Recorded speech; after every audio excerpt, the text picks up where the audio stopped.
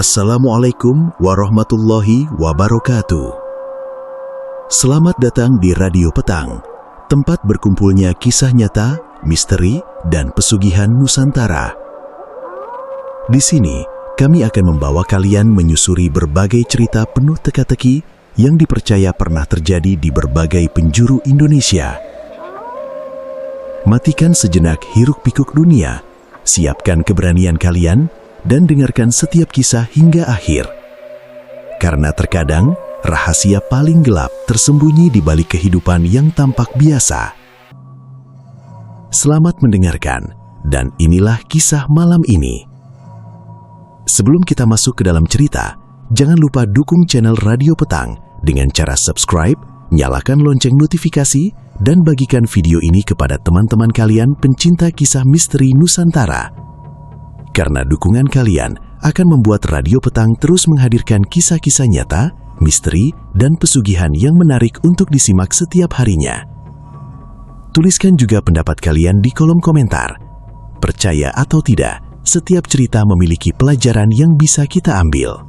Pasar Komal selalu hidup sejak matahari belum sepenuhnya terbit. Suara pedagang yang membuka lapak bercampur dengan deru sepeda motor para pembeli yang datang silih berganti. Di salah satu sisi pasar yang paling strategis, berdiri sebuah tempat penitipan sepeda dan motor dengan papan bertuliskan sederhana, penitipan kendaraan Mamat. Tempat itu nyaris tidak pernah sepi. Namaku Mamat, usia 40 tahun. Jika melihat keadaan sekarang, mungkin banyak orang mengira hidupku selalu mudah. 3 lokasi penitipan kendaraan yang kumiliki di sekitar Pasar Comal selalu dipenuhi kendaraan sejak pagi hingga malam. Setiap hari, uang masuk tanpa henti. Orang-orang menyebutku pengusaha sukses yang berangkat dari nol. Namun, tidak ada seorang pun yang benar-benar tahu bagaimana semua ini bermula. Pagi itu, aku berdiri di depan lokasi penitipan pertama sambil memperhatikan Dedi, salah satu karyawan yang sudah 2 tahun bekerja denganku. Dengan cekatan, ia mengatur kendaraan yang terus berdatangan. "Pak Mamat, tempat sebelah sudah hampir penuh," ujar Dedi sambil menyeka keringat di dahinya. Aku mengangguk pelan. "Kalau sudah penuh, arahkan ke lokasi kedua. Jangan sampai ada pelanggan yang kecewa." "Siap, Pak." Aku menatap antrean motor yang semakin panjang. Dalam hati seharusnya aku merasa bangga. Dahulu aku hanya seorang penjaga parkir biasa yang penghasilannya bahkan tidak cukup untuk memenuhi kebutuhan keluarga. Kini aku memiliki 3 tempat penitipan yang dikenal hampir seluruh pengunjung Pasar Comal. Beberapa pedagang yang melintas menyapaku dengan ramah. "Wah Mat, makin sukses saja usahamu. Dari pagi sudah penuh begini," kata seorang pedagang sayur sambil tersenyum. Aku membalas senyuman tipis. "Alhamdulillah Pak, rezeki sudah ada yang mengatur." Kalimat itu terdengar biasa saja bagi orang lain. Namun setiap kali mengucapkannya, ada perasaan aneh yang sulit kujelaskan. Menjelang siang, aku berjalan menuju kantor kecil di sudut area penitipan. Dari balik jendela, kulihat para karyawan sibuk melayani pelanggan. Dedi tertawa bersama Agus, karyawan senior yang sudah cukup lama bekerja denganku. "Pak, kalau tempat ketiga nanti tambah ramai, mungkin kita perlu tambah orang lagi," kata Agus saat aku keluar dari ruangan. Aku memandangnya beberapa detik sebelum menjawab. "Nanti kita pikirkan. Yang penting sekarang semua berjalan lancar." "Lancar terus, Pak. Soalnya orang-orang sekarang lebih percaya menitipkan kendaraan di tempat Bapak." Aku hanya mengangguk pelan. Kepercayaan. Itulah yang selalu dibicarakan orang-orang tentang usahaku. Mereka melihat tempat penitipan yang tertata rapi, pelayanan yang baik, dan usaha yang terus berkembang. Tidak ada yang mempertanyakan mengapa semuanya bisa berubah begitu cepat. Sore hari ketika kesibukan pasar mulai berkurang, aku duduk sendirian di dalam kantor kecil itu. Suara kendaraan yang keluar masuk terdengar samar dari luar. Aku menatap tumpukan uang hasil pemasukan hari itu. Jumlahnya jauh lebih besar dibandingkan apa yang pernah kubayangkan bertahun-tahun lalu. Seharusnya aku bahagia. Namun entah mengapa, setiap melihat keberhasilan yang kumiliki sekarang, selalu muncul perasaan gelisah yang sulit diabaikan. Aku menarik napas panjang. Semoga semua tetap baik-baik saja, gumamku lirih. Di luar ruangan, suara Dedi terdengar memanggil pelanggan dengan ramah. Suasana tampak normal seperti hari-hari sebelumnya. Tidak ada seorang pun yang menyadari bahwa di balik ramainya tempat penitipan motor milik Mamat, tersimpan rahasia kelam yang perlahan mulai menunggu waktu untuk terungkap. Hari-hari di tempat penitipan kendaraan milikku berjalan seperti biasa. Pasar Comal tetap ramai oleh lalu lalang pembeli dan pedagang. Kendaraan terus berdatangan tanpa henti, memenuhi 3 lokasi penitipan yang kukelola. Dari luar, semuanya tampak baik-baik saja. Namun sejak beberapa waktu terakhir, ada kegelisahan yang terus mengusik pikiranku. Dedi masih menjadi salah satu karyawan yang paling bisa diandalkan. Usianya 28 tahun, pekerja keras dan jarang mengeluh. Bahkan ketika karyawan lain memilih beristirahat sejenak, Dedi masih sibuk membantu pelanggan mengatur kendaraan yang keluar masuk. "Pak Mamat, besok saya izin pulang agak cepat. Anak saya ulang tahun," katanya suatu sore sambil tersenyum. Aku mengangguk singkat. "Iya, Det. Nanti bilang ke Agus supaya jadwalnya diatur." "Wah, terima kasih banyak, Pak. Istri saya juga sudah masak buat acara kecil-kecilan di rumah." Melihat raut wajahnya yang penuh semangat ketika membicarakan keluarganya, entah mengapa membuat dadaku terasa sesak. Ada perasaan aneh yang muncul, seolah aku mengetahui sesuatu yang bahkan tidak ingin kupahami sendiri. Menjelang malam, pasar mulai sepi. Satu persatu pelanggan mengambil kendaraan mereka. Dedi dan Agus bertugas menutup lokasi penitipan pertama.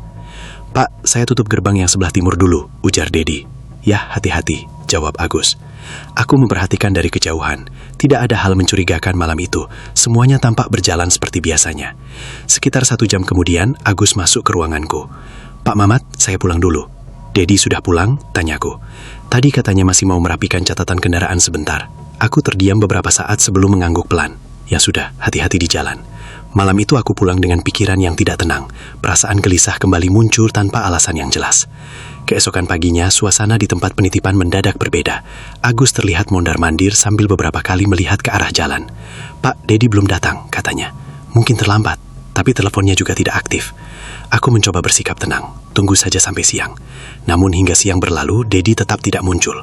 Menjelang sore, seorang perempuan datang dengan wajah cemas. Ia adalah istri Dedi. "Pak, apakah Dedi masih bekerja semalam?" tanyanya dengan suara bergetar. "Iya, semalam dia memang sampai agak malam." "Dia tidak pulang ke rumah, Pak." Kalimat itu membuat suasana mendadak hening. Agus saling berpandangan denganku sebelum berkata pelan. "Mungkin ada urusan mendadak, Bu." Istri Dedi menggeleng kuat. "Tidak mungkin. Dia tidak pernah pergi tanpa memberi kabar." Aku mencoba menenangkan perempuan itu. "Kita cari tahu dulu. Mungkin memang ada sesuatu yang membuatnya terlambat pulang." Namun jauh di dalam diriku, kegelisahan yang selama ini berusaha aku tekan mulai tumbuh semakin besar. Hari demi hari berlalu. Keluarga Dedi melapor kepada pihak berwenang dan mencari ke berbagai tempat. Teman-temannya ikut membantu menyebarkan informasi, tetapi tidak ada satupun yang mengetahui keberadaannya. Sejak hilangnya Dedi tanpa jejak, suasana di tempat penitipan kendaraan milik Mamat tidak lagi terasa sama bagiku. Namaku Agus, dan sudah lebih dari 3 tahun aku bekerja di sini. Selama itu pula aku mengenal Mamat sebagai sosok yang tegas, pekerja keras, dan jarang memperlihatkan emosi di depan para karyawannya. Namun setelah kejadian yang menimpa Dedi, aku mulai melihat perubahan dalam dirinya. Mamat menjadi lebih pendiam.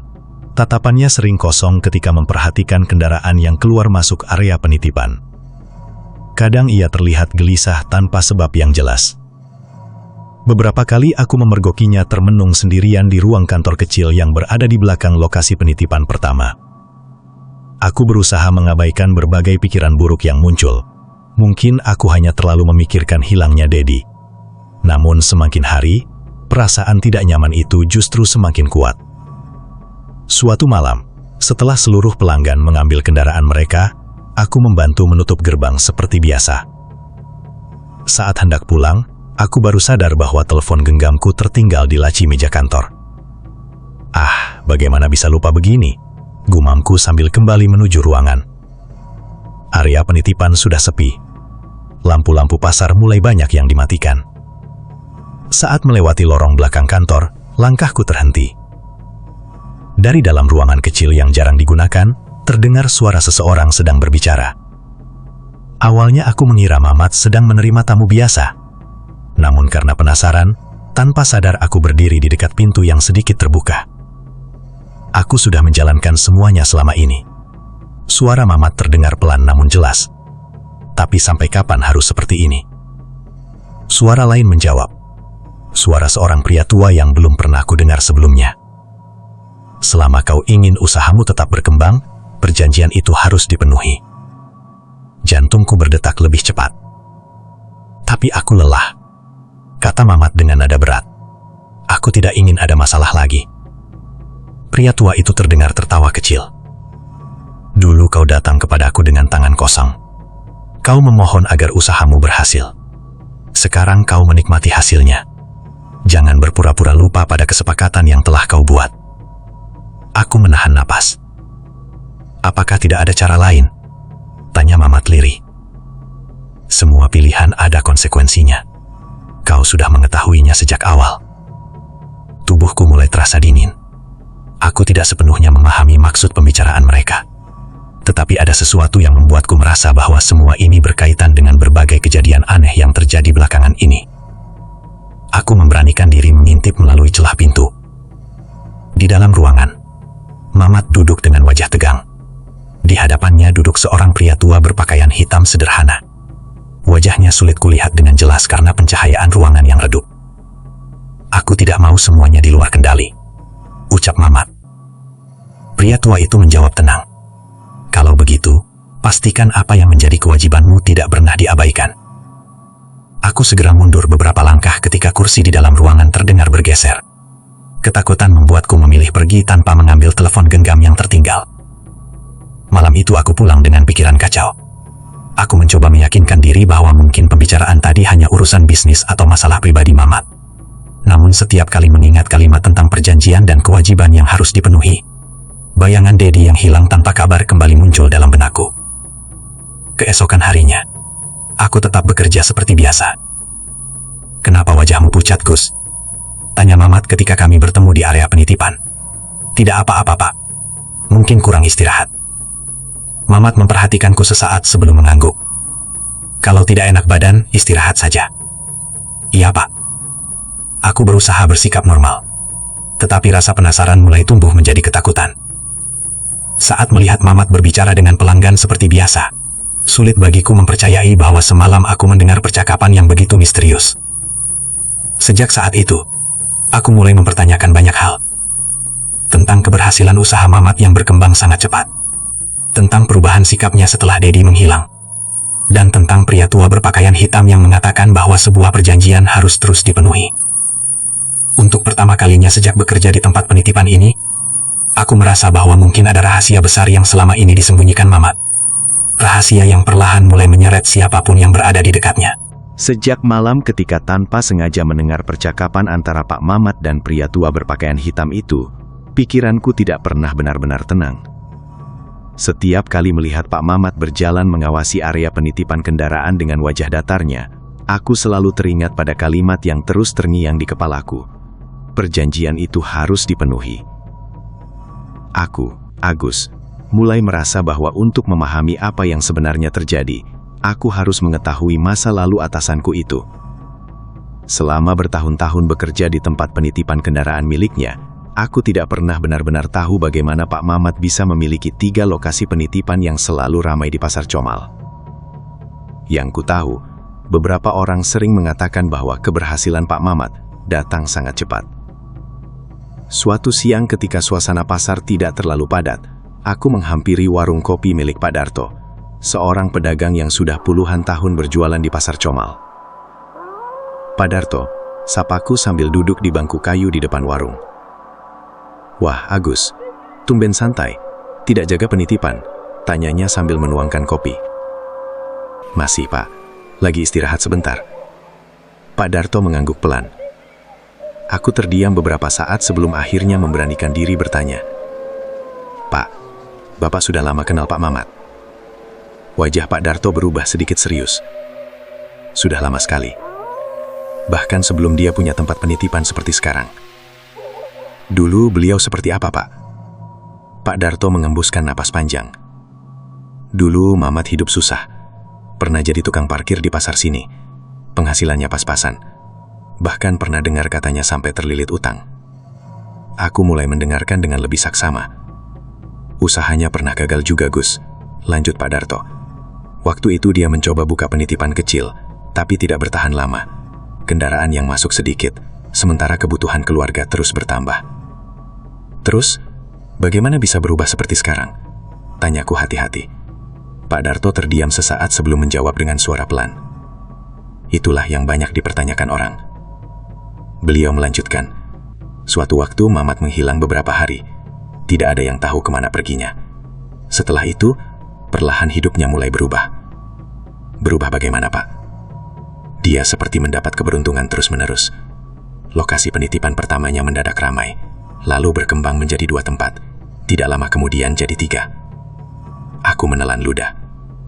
Apakah ada yang tahu apa yang sebenarnya terjadi? Sejak mengetahui sedikit tentang masa lalu Pak Mamat, aku semakin sulit mengabaikan berbagai keganjilan yang terjadi di tempat penitipan kendaraan ini. Namaku Agus, dan selama bekerja di sini, baru kali ini aku merasa setiap hari diliputi kecemasan yang tidak bisa dijelaskan. Hilangnya Dedi masih menjadi pembicaraan di antara para karyawan. Tidak ada kabar, tidak ada petunjuk, seolah-olah ia lenyap begitu saja. Beberapa orang mulai menganggapnya sebagai musibah biasa. Namun bagiku, ada sesuatu yang belum terungkap. Meski demikian, aktivitas di 3 lokasi penitipan kendaraan milik Pak Mamat tetap berjalan normal, bahkan semakin ramai. Setiap pagi, antrean sepeda motor memenuhi area parkir. Mobil-mobil milik pedagang grosir juga terus berdatangan. Suatu siang, seorang karyawan baru bernama Roni mulai bekerja di lokasi kedua. Usianya sekitar 30 tahun, ramah, dan mudah bergaul dengan siapa saja. "Mas Agus, ternyata ramai sekali ya di sini," katanya sambil membantu menyusun karcis parkir. Aku mengangguk. "Iya, hampir setiap hari begini." "Wah, syukur sekali bisa dapat kerja di tempat yang stabil seperti ini." Aku tersenyum tipis. "Semoga betah bekerja di sini."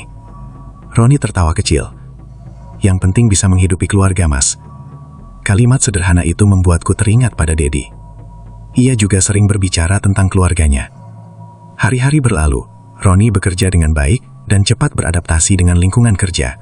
Bahkan Pak Mamat beberapa kali memujinya. "Kerjamu bagus, Ron," ujar Pak Mamat suatu sore. "Terima kasih, Pak. Saya hanya berusaha sebaik mungkin." "Lanjutkan, orang yang rajin pasti ada hasilnya." Mendengar itu, aku memperhatikan ekspresi Pak Mamat. Sekilas tampak biasa saja, tetapi entah mengapa sorot matanya terlihat lelah. Beberapa minggu kemudian, Pak Mamat mengumpulkan kami di kantor kecil dekat lokasi penitipan pertama. "Ada kabar baik," katanya. Kami saling berpandangan. "Dalam waktu dekat, saya akan memperluas area penitipan di lokasi ketiga, supaya bisa menampung lebih banyak kendaraan." Roni tersenyum lebar. "Wah, berarti usaha kita makin maju ya, Pak." Pak Mamat hanya mengangguk singkat. "Semoga semuanya berjalan lancar." Malam itu, aku pulang dengan perasaan tidak nyaman yang sulit dijelaskan. Setiap kali ada perkembangan besar dalam usaha Pak Mamat, pikiranku selalu kembali pada hilangnya Dedi. Aku mencoba mengusir prasangka buruk itu. Namun 2 hari kemudian, suasana di tempat kerja berubah drastis. Saat sedang membantu pelanggan, telepon Agus berdering. Salah satu karyawan dari lokasi kedua terdengar panik. "Mas Agus, Roni mengalami kecelakaan dalam perjalanan pulang." Aku terdiam. "Bagaimana keadaannya?" tanyaku cepat. "Sekarang sedang ditangani di rumah sakit." Aku segera memberitahu Pak Mamat. Beliau terdiam beberapa saat sebelum berkata pelan, "Kita jenguk nanti."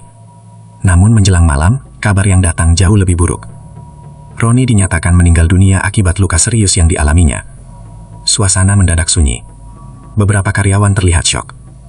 "Innalillahi wa inna ilaihi raji'un," ucap salah seorang pekerja. Aku memandang Pak Mamat yang berdiri tanpa banyak bicara. Wajahnya terlihat pucat. "Pak," kataku pelan. Beliau mengusap wajahnya perlahan. "Besok kita datang melayat." Keesokan harinya, kami menghadiri pemakaman Roni. Sejak kepergian Roni, suasana di tempat penitipan kendaraan milik Pak Mamat berubah menjadi lebih sunyi. Tidak ada lagi candaan ringan di sela-sela pekerjaan seperti sebelumnya. Para karyawan mulai bekerja seperlunya, lalu pulang tanpa banyak berbincang.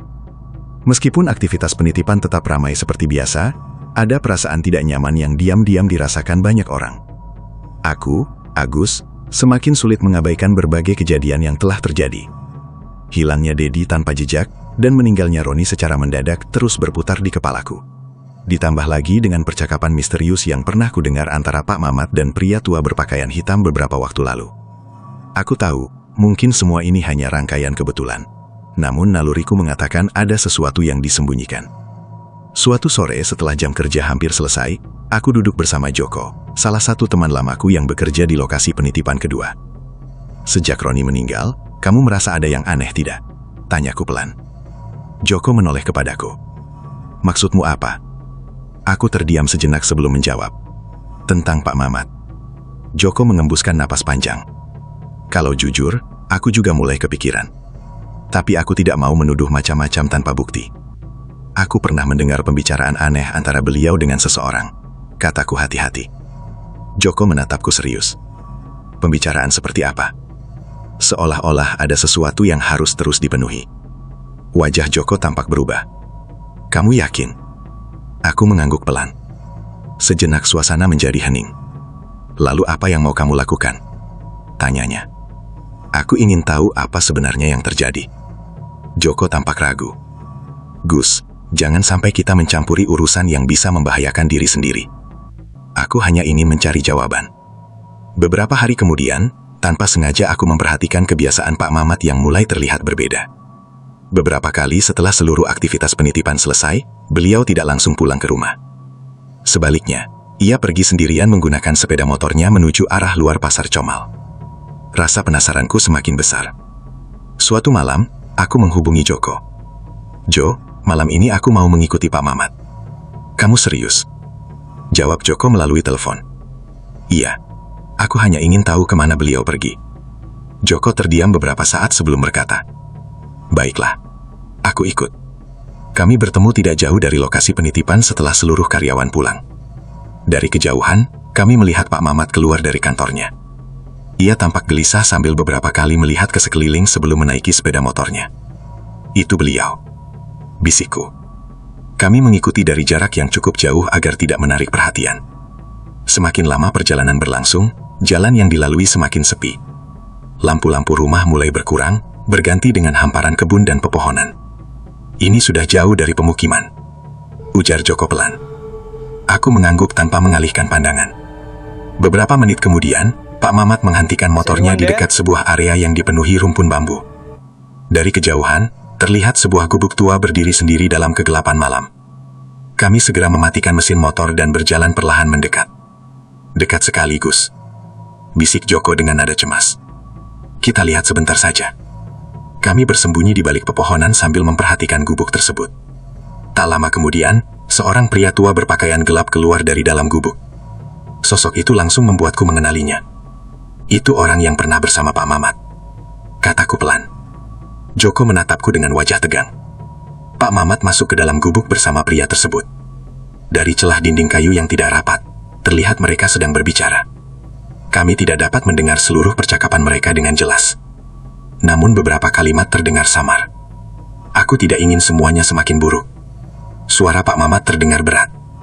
Kau sudah memilih jalan ini sejak lama. Jawab pria tua itu tenang.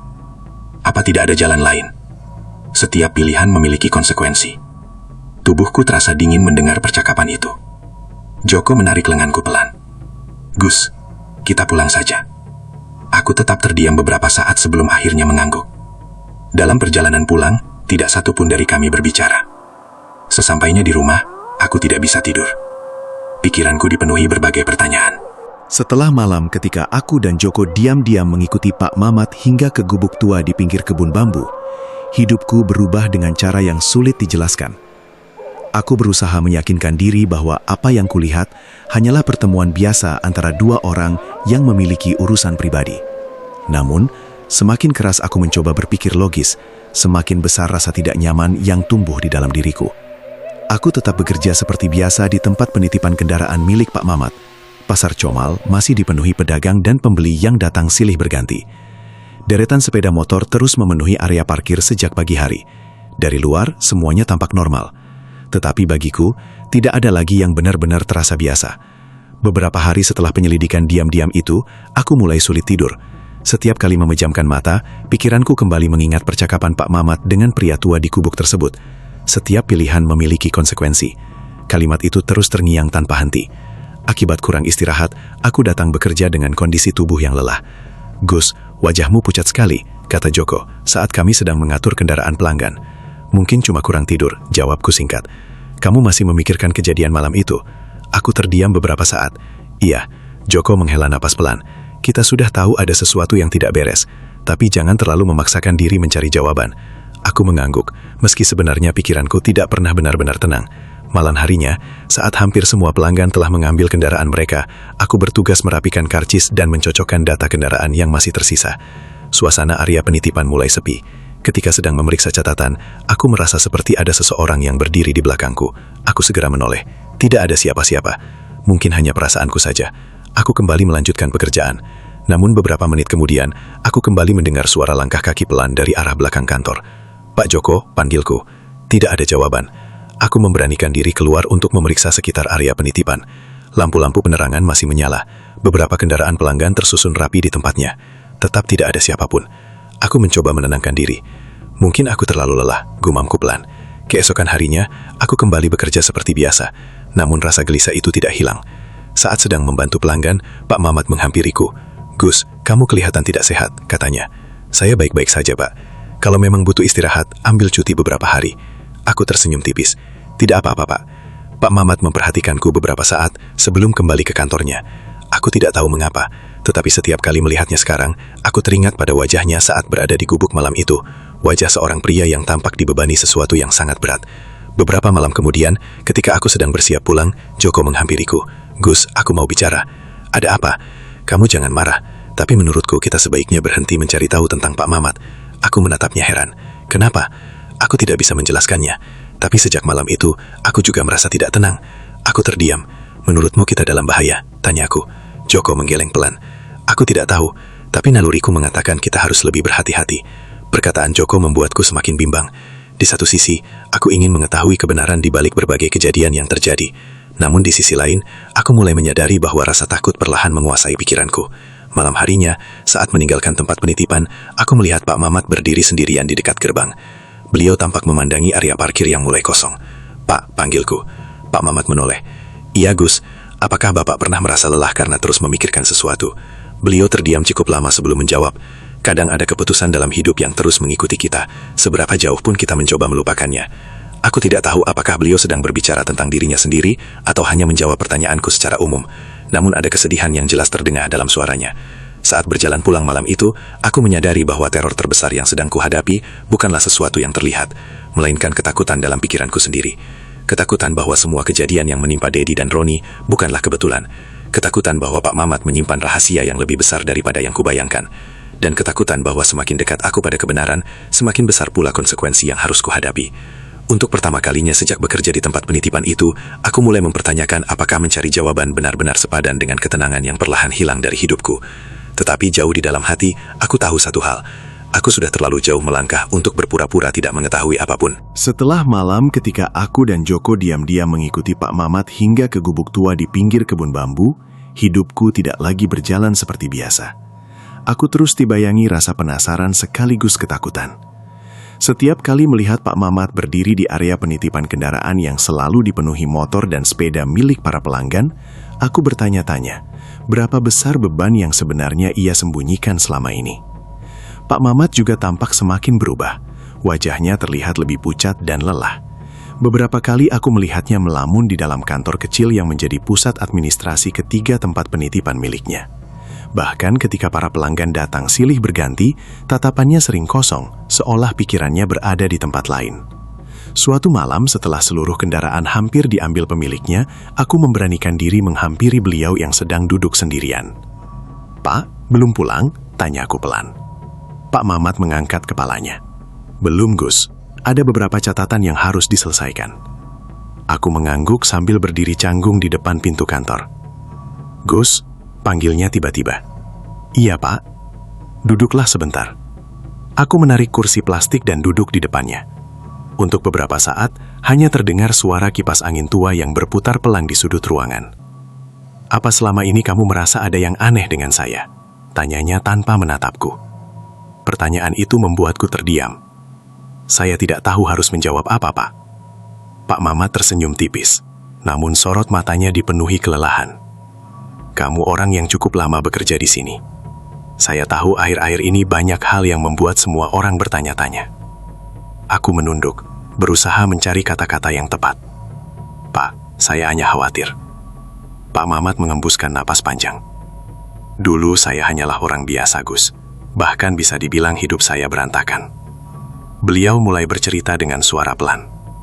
Saya pernah tidak punya apa-apa. Utang menumpuk, usaha gagal, keluarga kekurangan. Saat itu saya merasa sudah berada di titik paling rendah dalam hidup. Aku mendengarkan tanpa menyelah. Ketika seseorang merasa putus asa, terkadang ia mulai mencari jalan yang menurutnya bisa menyelesaikan semua masalah dengan cepat. Pak Mamat menatap kedua tangannya sendiri. Saya mengambil keputusan yang seharusnya tidak pernah saya ambil. Ruangan kembali sunyi. Apakah Bapak menyesal? Tanyaku hati-hati. Pak Mamat tertawa kecil, tetapi terdengar pahit. Setiap hari, aku memandang wajahnya yang tampak jauh lebih tua dibanding usia sebenarnya. Dulu saya berpikir bahwa jika keluarga saya bisa hidup layak, semua pengorbanan itu akan terasa sepadan. Lalu sekarang, Pak, beliau terdiam cukup lama. Saya memiliki usaha yang ramai. Saya memiliki harta yang dulu hanya bisa saya impikan. Tetapi saya kehilangan ketenangan. Kalimat itu diucapkannya dengan suara yang nyaris berbisik. Saya hidup dalam ketakutan terhadap keputusan yang pernah saya buat sendiri. Aku tidak tahu harus berkata apa. Pak Mamat kembali melanjutkan. Ada hal-hal dalam hidup yang ketika sudah dipilih, sulit untuk ditinggalkan begitu saja. Tapi setiap orang masih bisa berubah, Pak. Kataku pelan. Beliau menatapku untuk pertama kalinya malam itu. Setelah percakapan panjang dengan Pak Mamat malam itu, aku mulai memahami bahwa ada beban besar yang selama ini dipikulnya sendirian. Namun pemahaman itu tidak membuat keadaan menjadi lebih baik. Justru sebaliknya, berbagai masalah mulai datang silih berganti, seolah kehidupan yang selama ini tampak berjalan mulus, perlahan mulai kehilangan keseimbangannya. Aku, Agus, masih bekerja di salah satu lokasi penitipan kendaraan di Pasar Comal. Seperti biasa, pagi hari dipenuhi suara mesin motor yang datang dan pergi. Tetapi ada sesuatu yang berbeda. Beberapa pelanggan mulai mengajukan keluhan. "Mas, helm saya yang ditaruh di motor kok tidak ada?" tanya seorang pelanggan dengan nada kesal. Aku segera memeriksa catatan penitipan dan mencoba membantu mencarinya.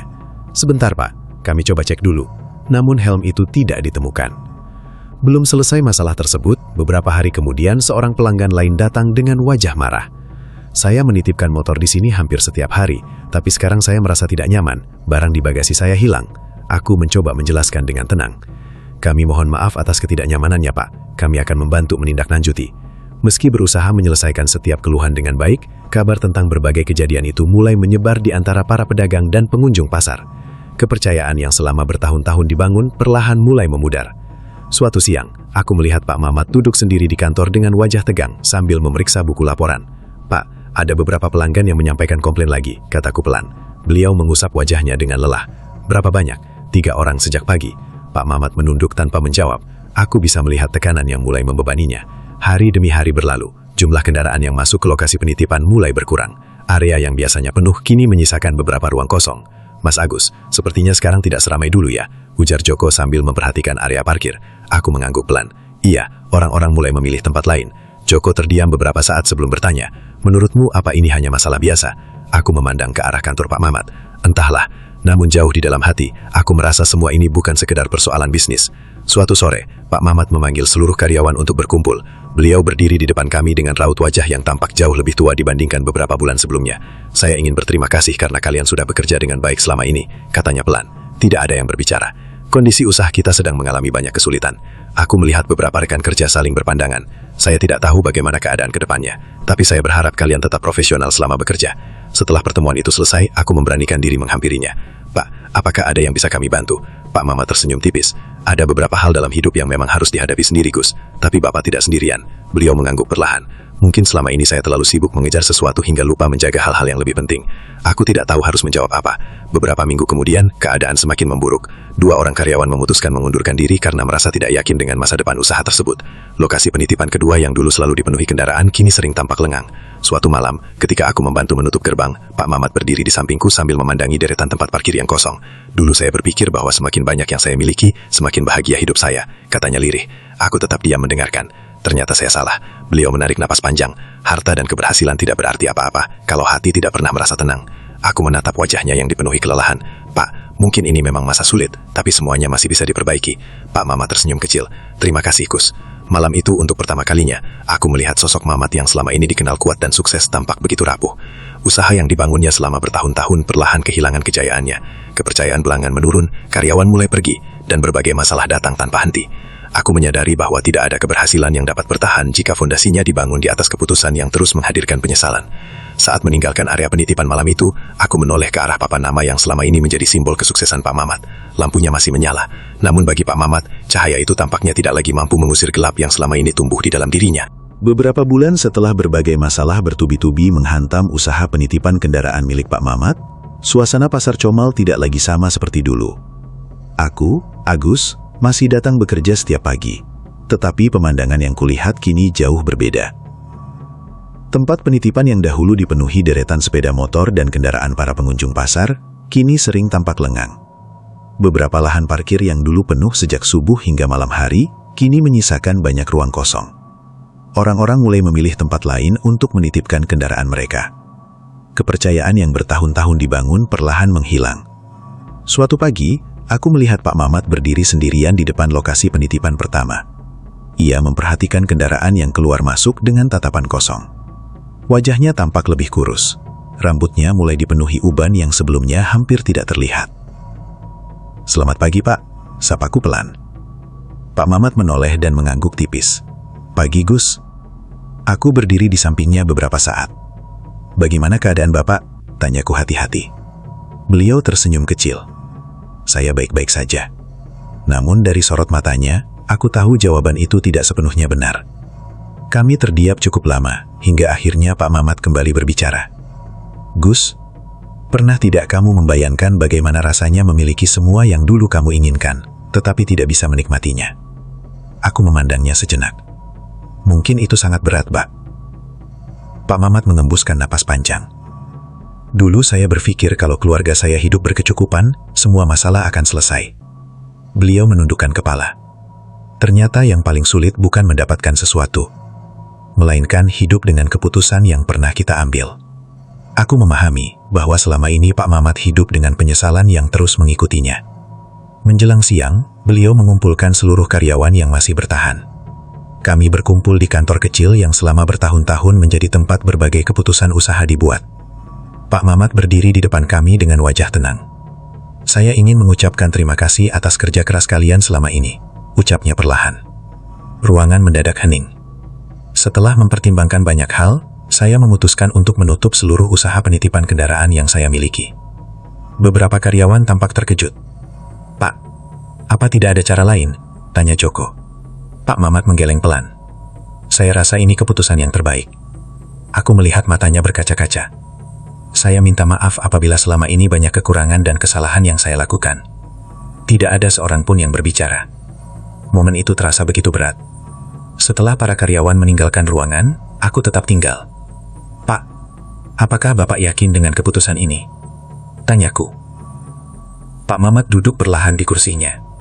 "Dulu saya terlalu sibuk mengejar keberhasilan, sampai lupa bahwa ketenangan hati jauh lebih penting." Beliau tersenyum tipis. Mungkin saya terlambat menyadarinya. Aku terdiam. "Pak, tidak ada kata terlambat untuk memperbaiki hidup." Pak Mamat menatapku. "Kamu tahu, Gus, penyesalan terbesar seseorang bukanlah ketika kehilangan harta. Lalu apa, Pak? Ketika menyadari bahwa banyak hal yang seharusnya bisa dilakukan dengan cara yang lebih baik." Aku mengangguk pelan. Menjelang sore, kami mulai membereskan kantor dan mengemasi berbagai perlengkapan yang masih tersisa. Papan nama penitipan kendaraan yang selama ini berdiri di depan lokasi utama akhirnya diturunkan. Aku melihat Pak Mamat memperhatikannya dalam diam. Tidak menyangka semuanya berakhir seperti ini, ucapku. Pak Mamat tersenyum kecil.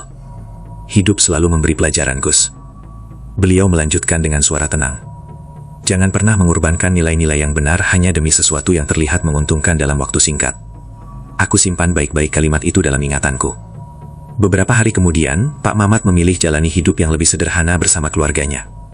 Ia tidak lagi terlihat di tengah kesibukan pasar Comal seperti dahulu. Aku pun memutuskan mencari pekerjaan baru. Sebelum berpisah, Pak Mamat berkata kepadaku, "Terima kasih sudah tetap bertahan dan mengingatkan saya bahwa setiap orang masih punya kesempatan untuk berubah. Saya hanya berharap Bapak menemukan ketenangan yang selama ini dicari." Jawabku. Beliau mengangguk pelan. Saat berjalan meninggalkan tempat itu untuk terakhir kalinya, aku menoleh ke belakang. Tidak ada lagi keramaian seperti dulu. Namun untuk pertama kalinya sejak mengenal Pak Mamat, aku melihat beban berat di wajahnya perlahan menghilang. Mungkin benar, penyesalan memang tidak dapat mengubah masa lalu. Tetapi menerima kesalahan, memperbaiki diri, dan memilih jalani hidup dengan lebih jujur adalah langkah awal untuk menemukan kedamaian. Dari kisah Pak Mamat, aku belajar bahwa tidak ada keberhasilan yang layak diperoleh dengan mengorbankan hati nurani. Karena pada akhirnya, harta dapat dicari kembali, kedudukan bisa datang dan pergi. Tetapi ketenangan hidup adalah sesuatu yang nilainya tidak dapat digantikan oleh apapun. Demikian kisah malam ini. Semoga cerita yang telah kita dengarkan dapat menjadi pengingat bahwa setiap pilihan dalam hidup memiliki konsekuensinya masing-masing. Percaya ataupun tidak, semua kembali kepada keyakinan masing-masing. Ambil hikmahnya, buang yang buruknya. Terima kasih telah menemani Radio Petang hingga akhir cerita. Sampai jumpa di kisah misteri berikutnya. Tetap waspada, tetap bijak, dan ingat. Radio Petang, tempat berkumpulnya kisah nyata, misteri, dan pesugihan Nusantara. Wassalamualaikum warahmatullahi wabarakatuh.